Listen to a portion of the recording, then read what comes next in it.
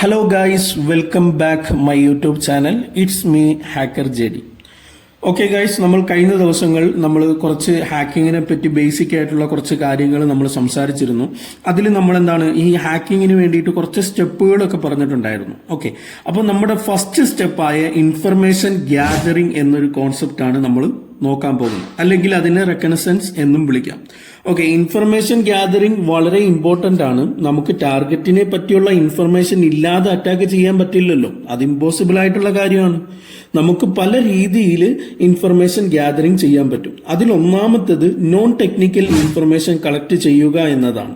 അതായത് ജനറൽ ആയിട്ടുള്ള ഇൻഫർമേഷനെ കളക്ട് ചെയ്യുക.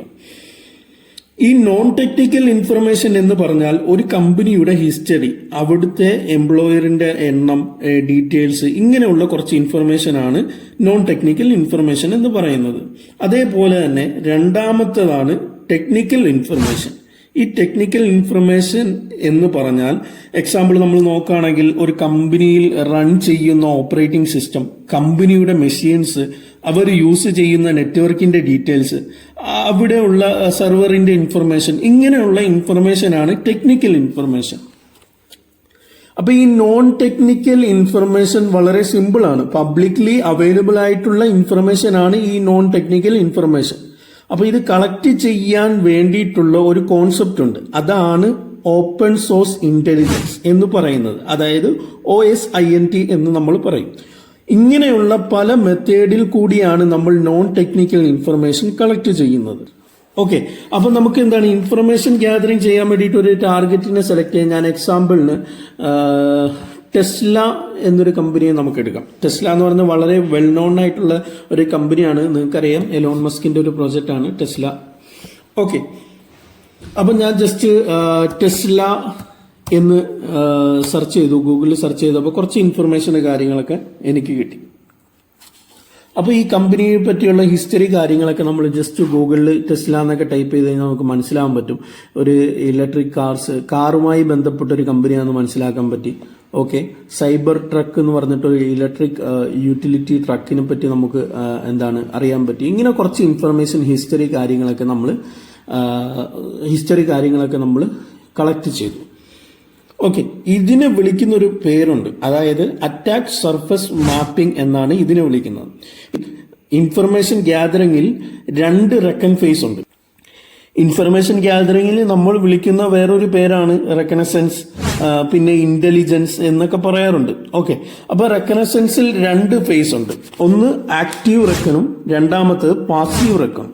ഈ ആക്റ്റീവ് റെക്കൺ എന്ന് പറഞ്ഞാൽ ഡയറക്റ്റ് കളക്ഷൻ ഓഫ് ഇൻഫർമേഷൻ ആണ്, ഡയറക്റ്റ് ആയിട്ട് ഇൻഫർമേഷനെ കളക്ട് ചെയ്യുക. രണ്ടാമത്തേത് പാസീവ് റെക്കൺ. പാസീവ് റെക്കൺ എന്ന് പറഞ്ഞാൽ indirect collection of information indirectly നമ്മൾ ഇൻഫർമേഷനെ കളക്ട് ചെയ്യുന്നതിനാണ് നമ്മൾ പറയുന്നത്. ഓക്കെ, അതിനു മുമ്പ് നമുക്ക് കുറച്ച് കാര്യങ്ങൾ നോക്കേണ്ടതായിട്ടുണ്ട്. ഓക്കെ, നമ്മൾ ഫസ്റ്റ് കാണുന്ന URL എന്ന് പറഞ്ഞ ഒരു കോൺസെപ്റ്റ്. URL എന്ന് പറഞ്ഞു കഴിഞ്ഞാൽ ഞാൻ എക്സാമ്പിളിന് വേണ്ടിയിട്ട് അതിനു മുമ്പ് നമുക്ക് ഡൊമൈൻ നോക്കാം. ഡൊമൈൻ എന്ന് പറഞ്ഞാൽ tesla.com. നമ്മൾ എക്സാമ്പിളിന് വേണ്ടിയിട്ട് ടെസ്ലയെ നമ്മൾ എടുക്കുന്നു. അപ്പോൾ tesla.com എന്ന് പറഞ്ഞാൽ എക്സാമ്പിളിന് വേണ്ടിയിട്ട് ഞാൻ ഇവിടെ എന്താണ് tesla.com എന്ന് സെർച്ച് ചെയ്ത് കഴിഞ്ഞാൽ എന്താണ് സംഭവിക്കുന്നത്? നമ്മൾ tesla.comന്റെ സൈറ്റിലേക്ക് പോകുന്നു. പക്ഷെ ഇവിടെ എന്താണ്, ഇതൊരു ഡൊമൈൻ നെയിമാണ്. ഓക്കെ, ആക്ച്വലി നമ്മുടെ URL ഇതാണ്, അതായത് https://www.tesla.com ഇതാണ് URL. ഓക്കെ, URL എന്ന് പറഞ്ഞാൽ ഇതാണ്. അതേപോലെ തന്നെ ഡൊമൈൻ എന്ന് പറഞ്ഞു കഴിഞ്ഞാൽ tesla.com. ഇനി ഡയറക്ടറി എന്ന് പറഞ്ഞാൽ tesla.com/admin. അഡ്മിൻ എന്ന് പറയുന്ന ഒരു ഫോൾഡർ അല്ലെങ്കിൽ ഡയറക്ടറി. ആ ഡയറക്ടറി, ഇതിനാണ് നമ്മൾ ഡയറക്ടറി എന്ന് പറയുന്നത്. സബ് ഡൊമൈൻ എന്ന് പറഞ്ഞു കഴിഞ്ഞാൽ നമ്മൾ ടെസ്ലയ്ക്ക് മുമ്പ് എന്താണ് ABC, എക്സാമ്പിളിന് വേണ്ടിയിട്ട് abc.tesla.com എന്ന് വരുന്നതിനാണ് സബ് ഡൊമൈൻ എന്ന് പറയുന്നത്. ഈ കോൺസെപ്റ്റ് ഇത്രയും മനസ്സിലാക്കി വെക്കുക. നമുക്ക് നോക്കാം. ഓക്കെ, നമ്മൾ അപ്പോൾ ആദ്യം പറഞ്ഞ സബ് ഡൊമൈൻ എങ്ങനെയാണ് നമ്മൾ ഐഡന്റിഫൈ ചെയ്യുന്നത് എങ്ങനെയാണെന്ന് നമുക്ക് നോക്കാം. സബ് ഡൊമൈൻ എന്താണ്? 3 ടൈപ്പ് ഓഫ് സബ് ഡൊമൈൻ ഉണ്ട്. 1 primary sub domain, 2 secondary sub domain, 3 territory sub domain.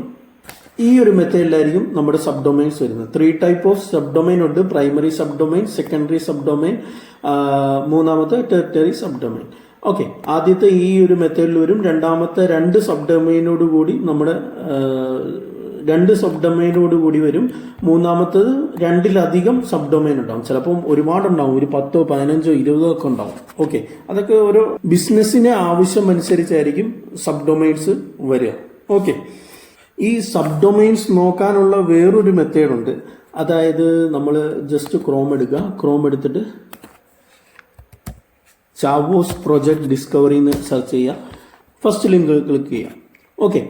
Okay, ഇതൊരു സബ് ഡൊമൈൻ ഐഡന്റിഫൈ ചെയ്യാൻ വേണ്ടിയിട്ട് നല്ലൊരു പ്ലാറ്റ്ഫോമാണ്. ഇതിൽ നമ്മൾ എന്താണ് കമ്പനിയുടെ നെയിം ഇപ്പോൾ tesla.com എന്ന് ഞാൻ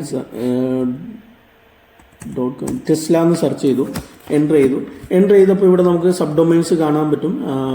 10,808 സബ് ഡൊമൈൻ ഉണ്ട്.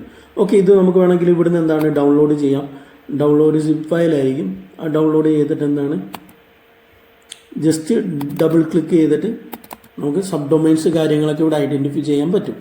ഓക്കെ, ഈ ഒരു രീതിയിൽ എന്താണ് നമുക്ക് സബ് ഡൊമൈൻസ് ഐഡൻറ്റിഫൈ ചെയ്യാൻ പറ്റും. അപ്പോൾ ആ ഒരു സബ് ഡൊമൈൻ ഐഡൻറ്റിഫൈ ചെയ്യാനുള്ള ഒരു മെത്തേഡ് ഇതാണ്.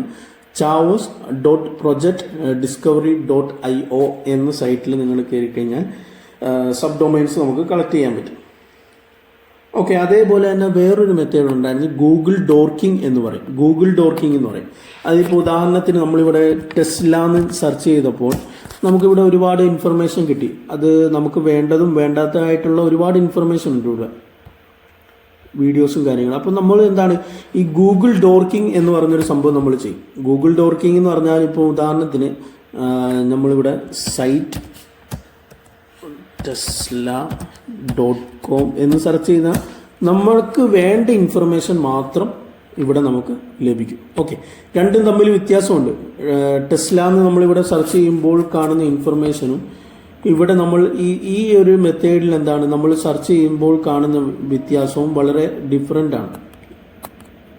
ഓക്കെ, അപ്പോൾ ഈ ഒരു രീതിയിൽ നമ്മൾ എന്താണ് എങ്ങനെയാണ് സബ് ഡൊമൈൻ ഐഡൻറ്റിഫൈ ചെയ്യുന്ന ഉദാഹരണത്തിന് ഞാനിപ്പോൾ ഇവിടെ നമ്മൾ കണ്ടു https://www.tesla.com. അപ്പോൾ നമുക്കിവിടെ www. എന്നൊരു ഇത് നമ്മളൊരു സബ് ഡൊമൈനായിട്ട് കണക്കാക്കത്തില്ല. കാരണം എന്ന് പറഞ്ഞാൽ കോമൺ ആയിട്ട് വരുന്നൊരു സംഭവമാണ് www. ഓക്കെ, അപ്പോൾ നമ്മളിവിടെ എന്താണ് ഹൈഫൺ ഇട്ടിട്ട് www എന്ന് സെർച്ച് ചെയ്ത് കഴിഞ്ഞാൽ ഈ www. എന്നുള്ള ഈ ഡൊമൈന് നമ്മൾ ഇവിടെ മൈനസ് ചെയ്തിട്ട് ബാക്കിയുള്ളത് വരും. അപ്പോൾ ഇനി അടുത്ത ഷോപ്പ് എന്ന് പറഞ്ഞിട്ടൊരു ഡൊമൈൻ ഉണ്ട്. ഷോപ്പ് എന്നിവിടെ സെർച്ച് ചെയ്ത് മൈനസ് ചെയ്തിട്ട് എൻ്റർ ചെയ്തു. ഓക്കെ, അടുത്ത ലൈവ് സ്ട്രീം വരുന്നുണ്ട്.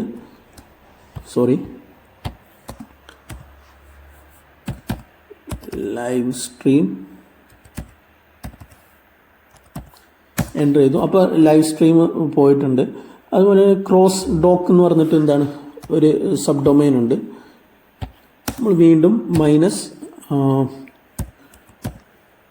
ക്രോസ് ഡോക്ക്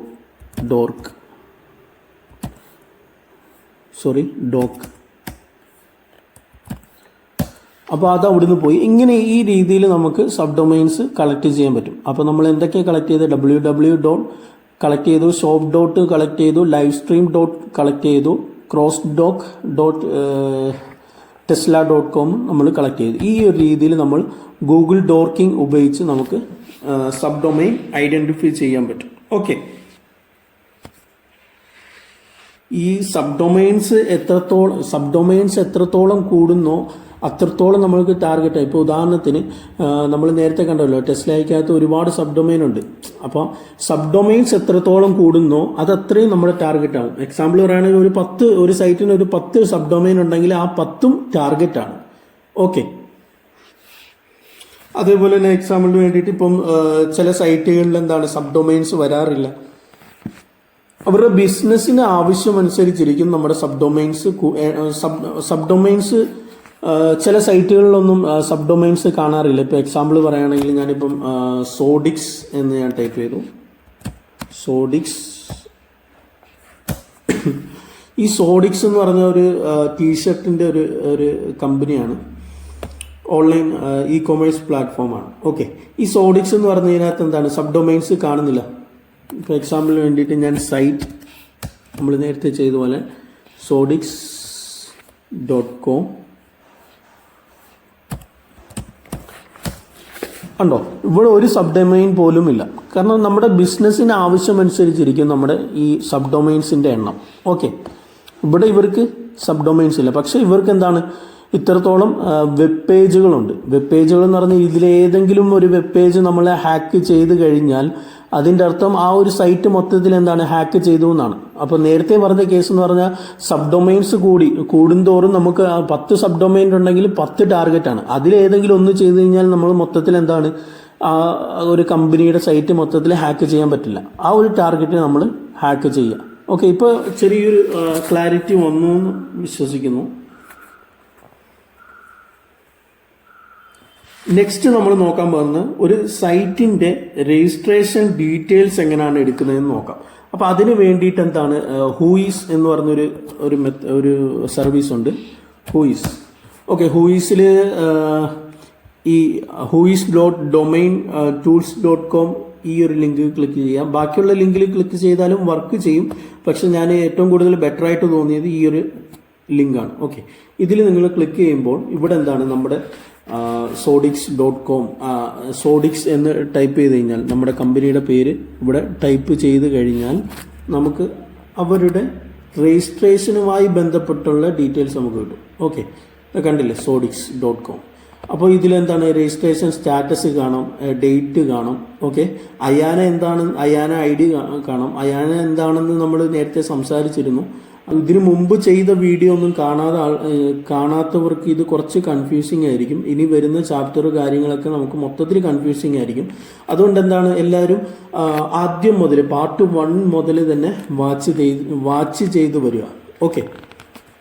ഓക്കെ, അതേപോലെ തന്നെ രജിസ്ട്രേഷൻ സ്റ്റാറ്റസ് വരുന്നുണ്ട്. അപ്ഡേറ്റഡ് ഓൺ എപ്പോഴാണ് ലാസ്റ്റ് അപ്ഡേറ്റ് ചെയ്ത് 2024/4/21 അപ്ഡേറ്റ് ചെയ്തത്. എക്സ്പയറി ഡേറ്റ് എപ്പോഴാണ് 2025/8/1.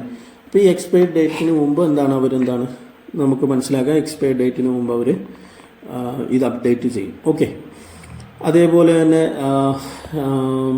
നമ്മൾ സെർവറിൻ്റെ ഡീറ്റെയിൽസ് കാര്യങ്ങൾ കാണാം.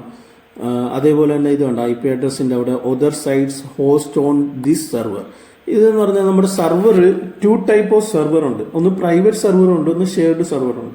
പ്രൈവറ്റ് സെർവർ എന്ന് പറഞ്ഞാൽ ഈ ഒരു സൈറ്റ് എന്താണ് ആ ഒരു ഒറ്റ സൈറ്റ് മാത്രമേ ആ ഒരു സെർവറിൽ ഉണ്ടാവുള്ളൂ.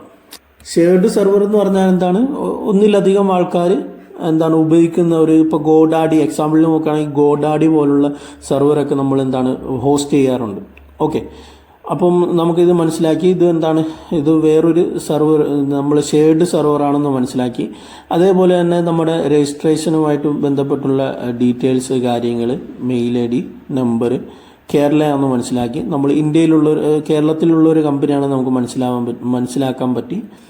അതേപോലെ തന്നെ കുറച്ച് രജിസ്ട്രേഷനുമായി ബന്ധപ്പെട്ടുള്ള അത്യാവശ്യം ഡീറ്റെയിൽസ് ഒക്കെ നമുക്ക് ഈ huis.domain ടൂൾസിൽ കൂടെ നമുക്ക് കളക്ട് ചെയ്യാൻ പറ്റും.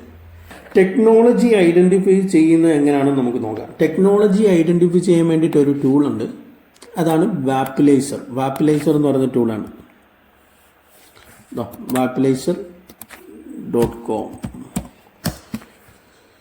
ഫസ്റ്റ് ലിങ്കിൽ ക്ലിക്ക് ചെയ്താണ് ടെക്നോളജി ഐഡന്റിഫൈ ചെയ്യാൻ വേണ്ടിയിട്ട് ഉപയോഗിക്കുന്ന ഒരു മെത്തേഡ്. ഓക്കെ, നമുക്ക് നമുക്ക് ഇതിന്റെ എക്സ്റ്റൻഷനും അവൈലബിൾ ആണ്. ഇപ്പം ഞാൻ യൂസ് ചെയ്യുന്നത് ക്രോം ആണ്. അപ്പം ഞാൻ വാപ്പിലൈസർ എക്സ്റ്റൻഷൻ എന്ന് ടൈപ്പ് ചെയ്ത് കഴിഞ്ഞാൽ ഇവിടെ ക്രോമിന്റെ എക്സ്റ്റൻഷൻ വരും. ഇവിടെ ക്ലിക്ക് ചെയ്തിട്ട് ഞാൻ ഓൾറെഡി എക്സ്റ്റൻഷൻ വെച്ചിട്ടുണ്ട്, ഞാൻ റിമൂവ് ചെയ്ത് ആഡ് ചെയ്ത് കാണിച്ചാൽ ഈ ഒരു പേജിലായിരിക്കും നിങ്ങൾ എത്തുന്നത്. ഇവിടെ ആഡ് ടു ക്രോം എന്ന് പറഞ്ഞ് കൊടുക്കുക. അപ്പോൾ എക്സ്റ്റൻഷൻ ആഡ് ചെയ്യുക. ഓക്കെ, അപ്പോൾ നമ്മുടെ വാപ്പിലൈസർ ഇവിടെ എക്സ്റ്റൻഷൻ ഡൗൺലോഡ് ആയിട്ടുണ്ട്. അപ്പം ജസ്റ്റ് ഇനിയിപ്പോൾ അതിൻ്റെ യൂസേജ് എങ്ങനെയാണെന്ന് ഞാൻ കാണിച്ചുതരാം. യൂസ് കേസ് എങ്ങനെയാണെന്ന് ഞാൻ കാണിച്ചുതരാം. അതിന് വേണ്ടിയിട്ട് നമ്മൾ ഗൂഗിൾ ക്രോം എടുക്കുക. എന്നിട്ട് ഇവിടെ എന്തെങ്കിലും ഇപ്പോൾ സോഡിക്സ് എന്ന് ഞാൻ ടൈപ്പ് ചെയ്തു, എൻ്റർ ചെയ്തിട്ട് ഈ പേജിൽ ഇതേപോലെ ഒരു ഐക്കൺ കാണാൻ സാധിക്കും. റൈറ്റ് സൈഡിൽ എക്സ്റ്റൻഷൻ എന്ന് പറഞ്ഞ് കാണാം. അപ്പോൾ അതിന് ക്ലിക്ക് ചെയ്ത് കഴിഞ്ഞാൽ നമ്മൾ ആഡ് ചെയ്ത വാപ്പിലൈസറിൻ്റെ എക്സ്റ്റൻഷൻ കാണാം. ഇവിടെ വാപ്പിലൈസർ ഓൺ ചെയ്യുമ്പോഴത്തേക്ക് ഇത്തരത്തിൽ നമുക്ക് കുറച്ച് ഇൻഫർമേഷൻ. അപ്പോൾ അതായത് ഇപ്പോൾ ഞാൻ ഈ സോഡിക്സ് എന്ന് പറഞ്ഞൊരു സൈറ്റിൽ കയറി എടുത്തപ്പോൾ എന്താണ് ഇവിടെ കുറച്ച് ഇൻഫർമേഷൻ ടെക്നോളജി ബേസ് ചെയ്തിട്ടുള്ള കുറച്ച് ഇൻഫർമേഷൻ കാര്യങ്ങളൊക്കെ കാണാൻ പറ്റും. ഇവിടെ ഇ കൊമേഴ്സ് ആണെന്ന് മനസ്സിലായി, ഷോപ്പിഫൈയിൽ ലിങ്ക് ഉണ്ടെന്ന് മനസ്സിലായി. അതേപോലെ അനലിസ്റ്റിക്, അതേപോലെ തന്നെ ടാഗ് മാനേജർ, കുറേ ഇൻഫർമേഷൻ ജാവാ സ്ക്രിപ്റ്റ് ഉപയോഗിച്ചായിട്ട് നമുക്ക് മനസ്സിലായി. കോർ JS ഉപയോഗിച്ചിട്ടുണ്ട്. പിന്നെ ആമസോൺ വെബ് സീരീസ്, അങ്ങനെ കുറച്ച് ടെക്നോളജി ബേസ് ചെയ്തിട്ടുള്ള ഇൻഫർമേഷൻ നമുക്ക് ഇവിടെ കിട്ടും. ഇവിടെ കണ്ടോ സെക്യൂരിറ്റി എന്ന് പറഞ്ഞ HSTS എന്ന് പറഞ്ഞൊരു സെക്യൂരിറ്റിയാണ് ഇവിടെ യൂസ് ചെയ്യുന്നത്. ഈ HTTP എന്ന് പറഞ്ഞൊരു സംഭവമുണ്ട് ഇവിടെ. സെക്യൂരിറ്റിയുടെ ഇവിടെ HTTP ആണെങ്കിൽ അത് വള്ളറബിൾ ആണ്. കാരണം എന്ന് പറഞ്ഞാൽ അത് സെക്യൂർഡ് അല്ല. ഓക്കെ, അതിനെക്കാട്ടി കുറച്ചും കൂടെ സെക്യൂർഡ് ആയിട്ടുള്ളൊരു അതിനെക്കാട്ടി കുറച്ചും കൂടെ സെക്യൂർഡ് ആണ് HTTPS. HTTPS എന്ന് പറഞ്ഞു കഴിഞ്ഞാൽ എൻക്രിപ്റ്റഡ് ആയിരിക്കും, നമുക്ക് ഡയറക്റ്റ് ഒന്നും കാണാൻ പറ്റില്ല, എൻക്രിപ്റ്റഡ് ഫോമിലായിരിക്കും നമുക്ക് കാണാൻ പറ്റുന്നത്. അതിന്റെ കുഴപ്പം എന്താണെന്ന് പറഞ്ഞാൽ നമുക്ക് SSL സ്ക്രിപ്റ്റ് അറ്റാക്ക് ചെയ്ത് കഴിഞ്ഞാൽ എൻക്രിപ്റ്റഡ് ഡീക്രിപ്റ്റ് ആയിട്ടൊക്കെ നമുക്ക് കാണാൻ പറ്റും.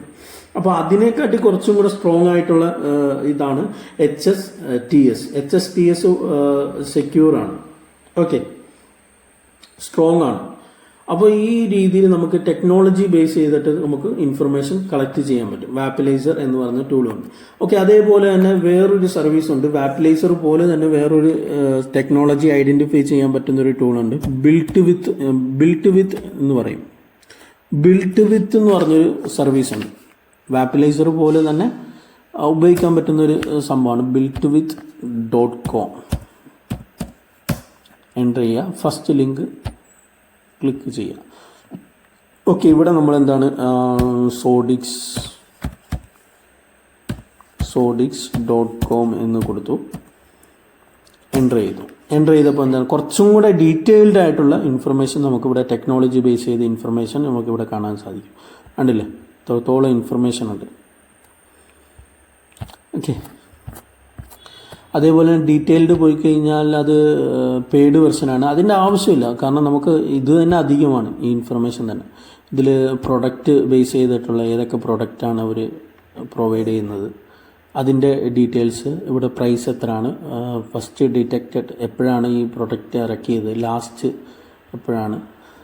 അപ്പോൾ അങ്ങനെയുള്ള കുറച്ച് ഇൻഫർമേഷൻ കാര്യങ്ങൾ ടെക്നോളജി ബേസ് ചെയ്തിട്ടുള്ള ഇൻഫർമേഷൻ ഇവിടെ കണ്ട AI എന്ന് പറഞ്ഞു. ഇവിടെ AIയിൽ പോയിട്ട് എന്താണ് ജനറേറ്റ് സമ്മറി കൊടുത്തു കഴിഞ്ഞാൽ ഈ സൈറ്റിൻ്റെ സമ്മറി കിട്ടും. ഇത് ലോഗിൻ ചെയ്യണം, ഇല്ലെങ്കിൽ ലോഗിൻ ചെയ്താലേ കാണാൻ പറ്റുള്ളൂ. ഞാൻ ഇപ്പം ലോഗിൻ ചെയ്തിട്ടില്ല, നിങ്ങളൊന്ന് ട്രൈ ചെയ്ത് നോക്ക്. ഓക്കെ, ഈ ഒരു രീതിയിൽ ബിൽറ്റ് വിത്തും അതേപോലെ തന്നെ വാപ്പിലൈസർ എന്ന് പറഞ്ഞ ഈ രണ്ട് സർവീസ് ഉപയോഗിച്ച് നമുക്ക് എന്താണ് ടെക്നോളജി ബേസ് ചെയ്തിട്ടുള്ള കുറേ ഇൻഫർമേഷൻ കളക്ട് ചെയ്യാൻ പറ്റും. അപ്പോൾ ഇതാണ് പാസീവ് ഇൻഫർമേഷൻ. നമ്മൾ നേരത്തെ പറഞ്ഞല്ലോ പാസീവ് റെക്കനുണ്ട്, ആക്റ്റീവ് റെക്കനുണ്ട്. അപ്പോൾ ഇതാണ് പാസീവ് റെക്കൻ അല്ലെങ്കിൽ പാസീവ് ഇൻഫർമേഷൻ എന്ന് പറയുന്നത്. അതായത് ഇൻഡയറക്റ്റ് ആയിട്ട് നമ്മൾ എന്താണ് ഇൻഫർമേഷൻ കളക്ട് ചെയ്യുക. ഡയറക്റ്റ് സൈറ്റിൽ കയറിയിട്ടല്ലേ നമ്മൾ ഈ ഇൻഫർമേഷൻ കളക്ട് ചെയ്ത്, നമ്മൾ ഇൻഡയറക്റ്റ് ആയിട്ടാണ്. ഓക്കെ, ഇനി ഡയറക്റ്റ് ആയിട്ട് കളക്ട് ചെയ്യുന്ന ഇൻഫർമേഷൻ ഉണ്ട്. ഓക്കെ, അത് നമുക്ക് സംസാരിക്കാം. നമ്മളിപ്പോൾ ഇത്രയും നേരം ഇൻഫർമേഷൻ കളക്ട് ചെയ്തതിന് വിളിക്കുന്ന ഒരു പേരുണ്ട്, അതാണ് ഓപ്പൺ സോഴ്സ് ഇന്റലിജൻസ് എന്നാണ്. ഓക്കെ, ഇത് നിങ്ങൾക്ക് വേണമെങ്കിലും കളക്ട് ചെയ്യാം. ഇത് പബ്ലിക്ലി അവൈലബിൾ ആയിട്ടുള്ള ഇൻഫർമേഷൻ ആയതുകൊണ്ടാണ് ഓപ്പൺ സോഴ്സ് ഇന്റലിജൻസ് എന്ന് പറയുന്നത്. അതായത് ഷോർട്ടായിട്ട് OSINT എന്ന് പറയും. ഓക്കെ, ഇനിയും കളക്ട് ചെയ്യാൻ പറ്റും. അതായത് നമുക്ക് ഫേസ്ബുക്ക്, ഇൻസ്റ്റാഗ്രാം, സോഷ്യൽ മീഡിയയിൽ എന്താണ് കുറേ ഇൻഫർമേഷൻ കാര്യങ്ങളൊക്കെ ഉണ്ടാവും. അപ്പോൾ അത് വെച്ചിട്ട് നമുക്ക് എന്താണ് കുറേ ഇൻഫർമേഷൻ കളക്ട് ചെയ്യാൻ പറ്റും. Hey Serena. Yeah? What you got in your bag? It's my new heels for graduation.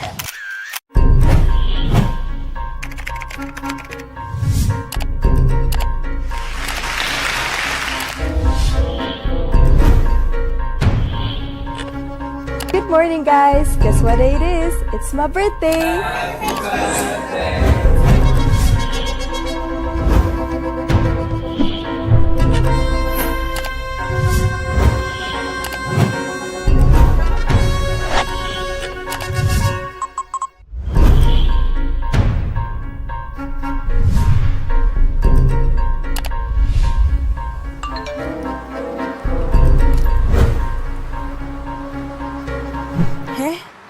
Where are these charges coming from?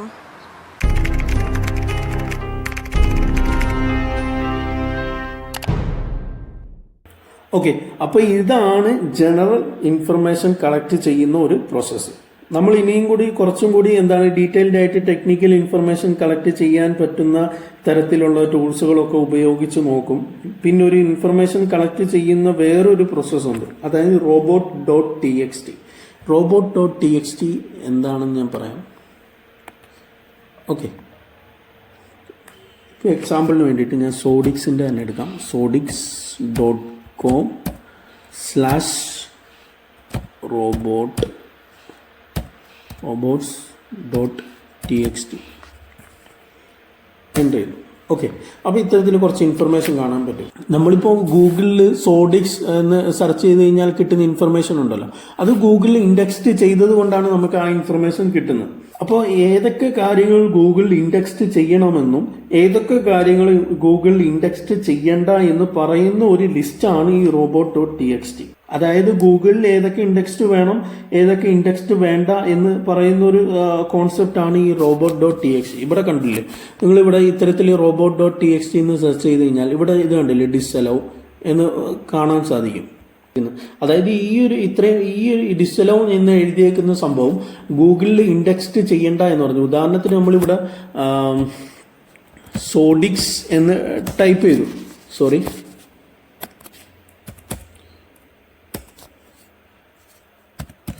സോഡിക്സ് എന്ന് ടൈപ്പ് ചെയ്തു. ഈ ടൈപ്പ് ചെയ്തപ്പോൾ ഇവിടെ കുറച്ച് ഇൻഫർമേഷൻ കാര്യങ്ങൾ കാണാൻ പറ്റും. അതായത് മെൻസ് ക്ലോത്തിങ് കളക്ഷൻസ് സോഡിക്സ് ഇന്ത്യ, ഇങ്ങനെ കുറച്ച് റിസൾട്ട് നമുക്ക് ഇവിടെ കാണാൻ പറ്റും. ഇത് ഗൂഗിളിൽ ഇൻഡെക്സ്ഡ് ചെയ്തത് കൊണ്ടാണ് നമുക്ക് കാണാൻ സാധിക്കുന്നത്. അപ്പോൾ ഈ ഗൂഗിളിൽ ഏതൊക്കെ ഇൻഡെക്സ് ചെയ്യണം ഏതൊക്കെ ഇൻഡെക്സ് ചെയ്യണ്ട എന്ന് പറയുന്ന ഒരു ഫയലാണ് ഈ robot.txt. അത് എല്ലാ സൈറ്റിലും ഉണ്ടാവും, ഓൾമോസ്റ്റ് എല്ലാ സൈറ്റിലും ഉണ്ടാവും. ഇത് കണ്ടില്ലേ, ഇവിടെ ഡിസലോ എന്ന് പറഞ്ഞു, ഇതൊന്നും ഇൻഡെക്സ് ചെയ്യണ്ട എന്നാണ് പറഞ്ഞിരിക്കുന്നത്. ഇത് കണ്ടില്ലേ, ഇവിടെ സൈറ്റ് മാപ്പ് എന്ന് പറഞ്ഞൊരു സംഭവം ഇവിടെ കാണാൻ പറ്റും. ഇത് ഞാൻ കോപ്പി ചെയ്തിട്ട് എന്താണ് ക്രോമിലൂടെ പേസ്റ്റ് ചെയ്ത് കഴിഞ്ഞാൽ ഇത്തരത്തിൽ നമുക്ക് കാണാൻ സാധിക്കും. ഇത്തരത്തിലൊരു ഫയൽ നമുക്ക് ഓപ്പൺ ആയിട്ട് കാണാൻ സാധിക്കും. അപ്പോൾ ഇതെന്താണ്, ഈ സൈറ്റ് മാപ്പ് എന്ന് പറയുന്നത് സ്ട്രക്ചറാണ്. അതായത് ഉദാഹരണത്തിന് ഈ സോഡിക്സ് എന്ന് നമ്മൾ ഗൂഗിളിൽ സെർച്ച് ചെയ്തപ്പോൾ കുറച്ച് റിസൾട്ട് കാര്യങ്ങൾ കണ്ടിരുന്നു. മെൻസ് ക്ലോത്തിങ് കളക്ഷൻസ്, സോഡിക്സ് ഇന്ത്യ, വുമൺ ക്ലോത്തിങ്, അപ്പം ക്യാപ്സ്. അപ്പോൾ ഇതൊക്കെ എന്താണ്, ഇതൊക്കെ ഒരു സ്ട്രക്ചർ ചെയ്തേക്കുന്ന ഒരു സൈറ്റ് മാപ്പ് എന്ന് പറഞ്ഞൊരു സംഭവത്തിലാണ് സ്ട്രക്ചർ ചെയ്തേക്കുന്നത്. അതേപോലെ തന്നെ നമുക്ക് അഡ്മിൻ എന്ന് പറഞ്ഞൊരു robot.txt അഡ്മിൻ എന്ന് പറഞ്ഞൊരു സംഭവം കാണാൻ സാധിക്കും. അത് അഡ്മിൻ്റെ ഇൻഫർമേഷൻ കാര്യങ്ങൾ, അപ്പോൾ അതൊന്നും നമുക്ക് നോക്കാം. /admin എന്ന് പറഞ്ഞ് കാണാൻ സാധിക്കും. അതിന് വേണ്ടിയിട്ട് എന്താണ് sodix.com/admin എന്ന് പറഞ്ഞൊരു ഫോൾഡർ നമുക്ക് കാണാൻ പറ്റിയിരുന്നു. നമുക്കിവിടെ അടിച്ചു നോക്കാം അഡ്മിൻ. അപ്പോൾ എന്താണ് സംഭവിക്കുക, ഈ സോഡിക്സ് എന്ന് പറയുന്ന സൈറ്റിന്റെ അഡ്മിൻ പേജിലേക്ക് നമ്മൾ വരും കണ്ടോ. അപ്പോൾ ഇവിടെ എന്താണ് മെയിൽ ഐ ഡി പാസ്വേഡ് കാര്യങ്ങളൊക്കെ കൊടുത്തു കഴിഞ്ഞാൽ നമുക്ക് എന്താണ് ഈ സൈറ്റിന്റെ അഡ്മിൻ പേജിലേക്ക് നമുക്ക് ആക്സസ് കിട്ടും. അഡ്മിൻ പേജിലേക്ക് ആക്സസ് കിട്ടിക്കഴിഞ്ഞാൽ ആ അഡ്മിൻ്റെ എല്ലാ കംപ്ലീറ്റ് കാര്യങ്ങളും നമുക്കിവിടെ കാണാൻ സാധിക്കും. ഓക്കെ, അത് ഇത്തരത്തിൽ നമ്മൾ ഹാക്ക് ചെയ്യാൻ വേണ്ടിയിട്ട് ഈ പാസ്വേഡ് അറ്റാക്ക് ഒക്കെ ചെയ്യാൻ വേണ്ടിയിട്ട് എന്താണ് നമ്മൾ കുറേ ടൂളുകൾ ഉപയോഗിക്കാറുണ്ട്. ബ്രൂട്ട് ഫോഴ്സ് അറ്റാക്ക് ഒക്കെ ചെയ്യാൻ വേണ്ടിയിട്ട് വെബ്സ്ക്യൂട്ട്, അതേപോലെ കുറേ ടൂളുകളുണ്ട്. അത് വരും ക്ലാസ്സുകളിൽ നമ്മൾ എന്താണ് ഡീറ്റെയിൽഡ് ആയിട്ട് അതെങ്ങനെയാണ് പാസ്വേഡ് എങ്ങനെയാണ് ക്രാക്ക് ചെയ്യുന്നത് അതിനെപ്പറ്റിയുള്ള ഇൻഫർമേഷൻ കാര്യങ്ങളൊക്കെ നമ്മൾ വരും ക്ലാസ്സുകളിൽ നോക്കും. ഓക്കെ, അപ്പോൾ നമ്മൾ ഇന്ന് മൊത്തത്തിൽ നോക്കിയതെന്ന് പറഞ്ഞാൽ whois.com എന്ന് പറഞ്ഞ ഒരു വെബ്സൈറ്റ് നമ്മൾ നോക്കി. ആ whois.com എന്തിനു വേണ്ടിയിട്ടാണ്, വെബ്സൈറ്റിന്റെ ഡൊമൈൻ രജിസ്ട്രേഷൻ ഇൻഫർമേഷൻ കളക്ട് ചെയ്യുന്നതാണ് whois. അതേപോലെ തന്നെ വാപ്പിലൈസറും ബിൽറ്റ് വിത്തും എന്താണ് ടെക്നോളജി പ്രൊഫൈൽ ബേസ് ചെയ്തിട്ടുള്ള ഇൻഫർമേഷൻ കാര്യങ്ങൾ കളക്ട് ചെയ്യുന്നതാണ് വാപ്പിലൈസറും ബിൽറ്റ് വിത്തും. അതേപോലെ തന്നെ robot.txt നമ്മൾ നോക്കിയത് സ്ട്രക്ചർ, അത് സൈറ്റ് മാപ്പിന്റെ സ്ട്രക്ചർ നമ്മൾ നോക്കി.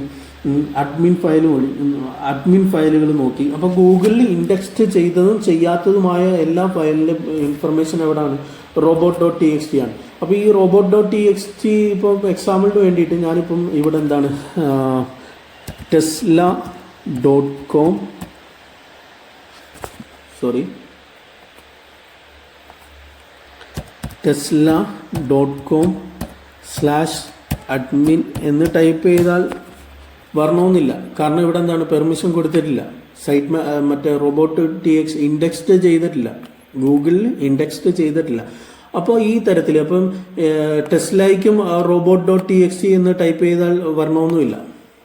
ഇപ്പോൾ ഉദാഹരണത്തിന് robot.txt ഡോട്ട് TXT എന്ന് ഞാൻ ടൈപ്പ് ചെയ്തു. റോബോട്ട്സ് എന്നാണ്, സ്പെല്ലിങ് കറക്റ്റ് ആയിരിക്കണം. ഓക്കെ, അപ്പോൾ എന്താണ് robot.txt. ഓക്കെ, ഈ സൈറ്റിലും ഉണ്ട് robot.txt. ചില സൈറ്റുകളിലൊന്നും എന്താണ് robot.txt എന്ന് അടിക്കുമ്പോൾ കാണാൻ സാധിക്കത്തില്ല. അപ്പോൾ വേറൊന്നും കൊണ്ടല്ല, ഈ robot.txt എന്നൊരു നെയിം അവർ വേറൊരു പേരിലായിരിക്കും അവർ എന്താണ് അസൈൻ ചെയ്തിട്ടേക്കുന്നത്. ഓക്കെ, ഒരു പ്രൈവസിക്ക് വേണ്ടിയിട്ട്. അപ്പോൾ ഈ തരത്തിൽ എന്താണ് നമുക്ക് ഇൻഫർമേഷൻ കാര്യങ്ങളൊക്കെ നമുക്ക് കളക്ട് ചെയ്യാൻ പറ്റും. അപ്പോൾ നമ്മുടെ ഇന്നത്തെ ക്ലാസ് ഇത്രയാണ്. ഇൻഫർമേഷൻ ഗ്യാതറിങ്ങിനെ പറ്റി ഒരു ബേസിക് ഒരു ലെവലിൽ നമ്മൾ ഇൻഫർമേഷൻ ഗ്യാതറിങ് ചെയ്തിട്ടുണ്ട്. അപ്പോൾ ഇതെല്ലാം നമ്മൾ പഠിക്കുന്ന കാര്യങ്ങളും ടൂളുകളും എല്ലാം എന്താണ് നോട്ട് ചെയ്യുക. എന്തെങ്കിലും നോട്ട് പാഡോ നോഷൻ എന്നൊക്കെ പറഞ്ഞ ഒരുപാട് നോട്ട് പാഡുകൾ കാര്യങ്ങളൊക്കെ നമുക്ക് ലഭിക്കുന്നതാണ്. അപ്പോൾ അതൊക്കെ ഒന്ന് ഡൗൺലോഡ് ചെയ്തിട്ട് അതിൽ നോട്ട് ചെയ്യുക. ഓരോ കാര്യങ്ങളും നമ്മൾ ഇപ്പം മുതൽ പഠിക്കുന്ന ഓരോ ടൂളുകളും ഓരോ കാര്യങ്ങളും എന്താണ് അതിൽ നോട്ട് ചെയ്ത് വെക്കുക. ഓക്കെ, അപ്പോൾ നമ്മുടെ ഇന്നത്തെ ക്ലാസ് ഇത്രേ ഉള്ളൂ. എല്ലാവരും സപ്പോർട്ട് ചെയ്യുക, ലൈക്ക് ചെയ്യുക, ഷെയർ ചെയ്യുക.